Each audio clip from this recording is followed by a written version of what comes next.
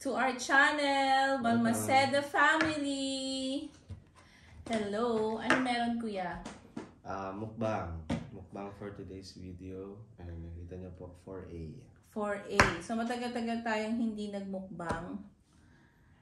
Kulang kami ng isa, wala yung isa namin, si Daddy, dahil siya yung nasa school. So anong topic natin for today? Bakit tayo nagmukbang? Nakita ni Mama sa Snuno na merong, kung magtatayo daw sila ng business, ang pangalan daw dapat 4A's. Pero daw po, meron na po nakakuha ng pangalan. Ayan, isa sa mga gusto naming pangalan, 4A's. Bakit? Kasi Anthony, Ava, Aram. 4A's kami. Pero sa originally, yung family ko, 5A's. My papa is Ariel, my mama is Alegria, Algernon, Arlan, and Ava. So, pero dito sa Balmaceda family, yan, 4A's. So, yun dapat yung name ng ano. So, na-curious ako. Sabi ko, meron na palang ganito na nauna na nagbigay ng business name na ganyan. So, ang sa atin naman dapat 4A's apostrophe S. Ganito dapat. 4A lang sa kanya. Anyway, try natin tong kanilang, puro more on ano sila, burger and fries.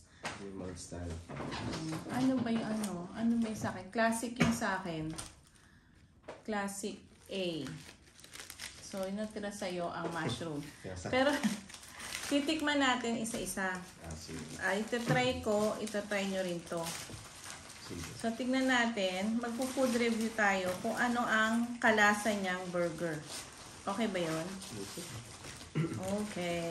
So, I'll start na dito sa Classic A. 1, 2, 3.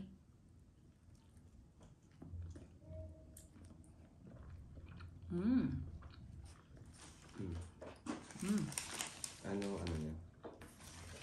Lasang burger. Wala ka lasang burger.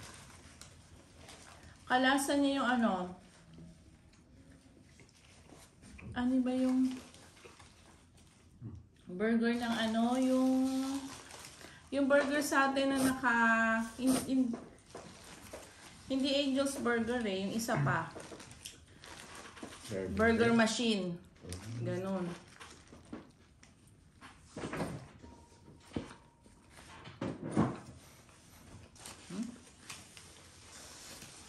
Masarap mo to. Matabang. Ito. Patuloy ako ng isa. Paiikutin namin. Matabang. Ano tong burger na to?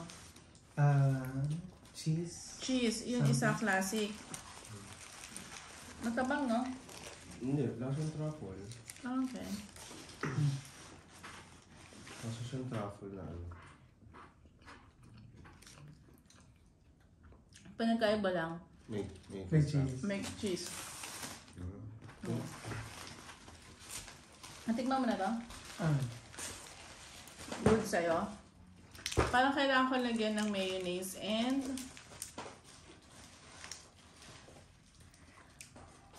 mayo ba to? Oo. Parang kailangan ng mayo. So, tuloy natin yung ano. Tapos meron sila, pakita mo na. Bacon, animal style fries ata yun. oo. Bacon with cheese. Ayan. At tapos yung isa, same din. Same lang. 2 pack na ganon. Naka-ano siya promo. So, tikman nyo siya kung goods. Bihira lang ako magka-like ng burger. Pag nagka-like ako ng burger, since talaga sobrang sarap nun.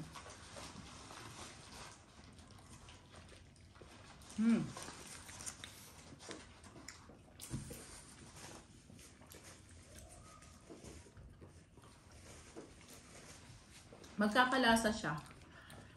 Honest review lang to ha. Iba-iba naman tayo ng panlasa. Pwedeng ang panlasa nyo masarap. Compare dun sa ibang nakain namin burger dito. Tama, no? Para sa akin ha, ewan ko sa kanila. Sa inyo. Kasi iba naman yung level ng rare burger na minukbang na rin natin dati. So, alam niyo naman din yung mga Hardee's, yung Burger King, tsaka yung lasa ng burger sa McDo, tsaka sa iba, iba rin naman. So, ito. Pero ang maganda sa kanya, ang nice sa kanya, yung bread. Soft yung bread. Yun naman ang wala sa ibang, yung common burger na rito. Iba yung bread nila. Hindi soft. Try mo yun. Ayan, kachinito pa dyan. Ayan. So, ang masasabi ko, masarap yung bread. So, kung gusto nyo naman magkaroon din ng lasa, lagyan nyo na lang siya ng mayonnaise. Ayan, ganyan. Additional mayo. Bihira lang tayo ng ganito kasi this food for me is makasalanan. So, bihira lang tayo dapat kakain nito.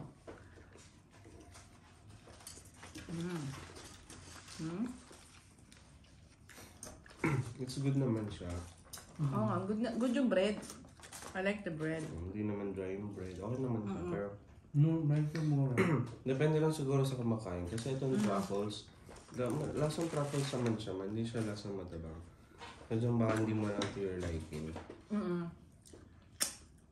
Well, ito naman, masarap din naman, juicy yung meat. Kasi meron siyang yung caramelized na onion. Kaya meron siyang, parang sa akin may lasa. Dito kasi wala. Parang, ano lang talaga, burger lang talaga. Tapos, first time ko makakainom ng, ano to, Kinza Cola. Try natin.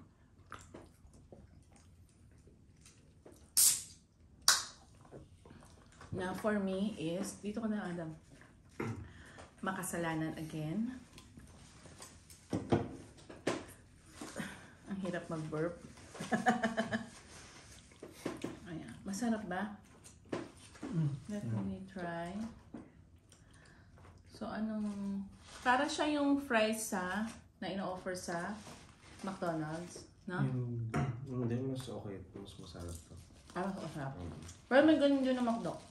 Oo. Pero Cheese lang. Cheese lang. Cheese tsaka jalapeno. Ang ano meron din. Pero iba ang sauce nila. Rare burger. Diba? Meron din. Dito kasi parang paligsahan ng mga burger. Hindi man ako masyadong fan ng burger talaga. Meron akong gustong burger sa Pilipinas. Yung Hot Shots ba yun? Sa may Glorieta. Ano talaga siya? Ginigrill talaga.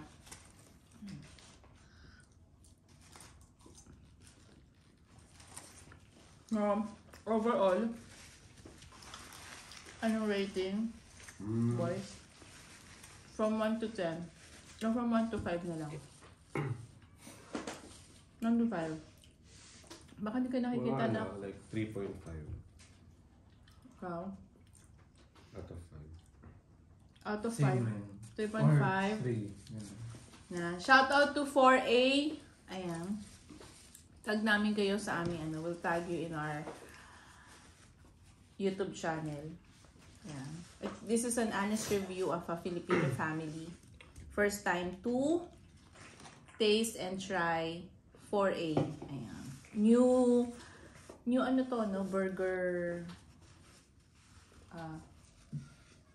restaurant here in Qatar. Tama ba? For me, it's 3. Ayan. Kasi ang rare burger sa akin is 4. Wala pang nakaka-5 or wala pang nakaka-10 sa akin. Kasi hindi ko pa siya nahahanap. Like yung talagang wow na wow.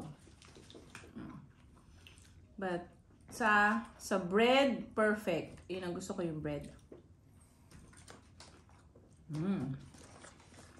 Tapos, hindi sila madamot sa packet. Sa mayonnaise. Kasi dito tipid na rin sila magbigay ng ganito. Kasi nga, I don't know. Basta tipid na rin sila, hindi katulad dati. May bayad na rin kasi yan. Yung iba na lang na nagbibigay ng free.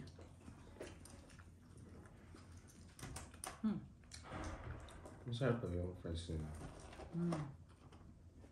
Hindi natin nabilin si Daddy.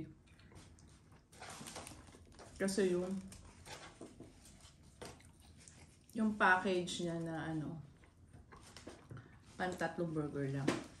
Hindi rin naman siya mahilig sa burger. At meron talaga akong nilutong ulam for today, which is yung menudo. Na yun ang mas favorite ni Daddy. Pero titirahan natin siya ng fries. Ayan. So, ayoko na rin. Ayan. So, ayan. Ayan, thank you for watching. Hope you like this one. Ano pa bang Try nyo yung mga ka-BFF dito sa Doha. Mabilis na mukbang lang ng Balmaceda family to. 4A, not sponsored.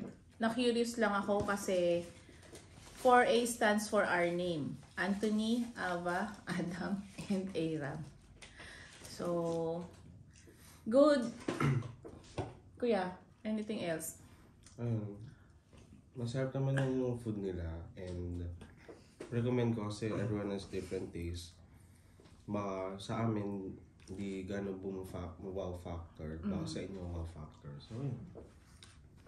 Thank you guys for watching. Ano natin sinasabi? Laging sinasabi ng Balmaceda family. Stay good and be happy. God bless. God bless. Bye. 4A. Pagka naman. Ay, nabusog kayo. Okay.